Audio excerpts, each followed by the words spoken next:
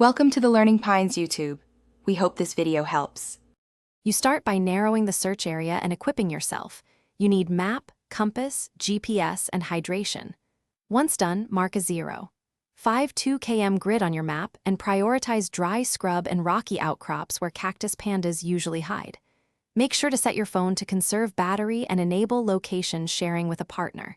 You move intentionally, don't wander randomly. Follow grid lines. This first push gets you from planning to active searching quickly and safely. You now shift into detection mode. Look for subtle signs like tiny chew marks on cactus spines, small droppings, and paw tracks near shade. Once done, use binoculars from 20-50 m to confirm movement without disturbing the area, and make sure to stay downwind so you don't alert the animal. Mark suspect spots with flags and log coordinates on your phone.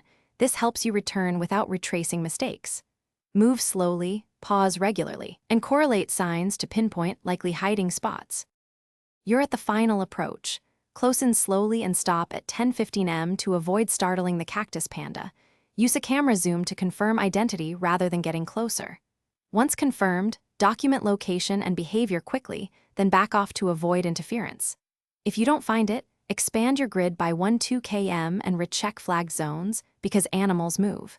Make sure to troubleshoot common issues. Carry a power bank for low battery, and verify multiple signs to rule out false positives. Thanks for watching. Consider subscribing if we helped you.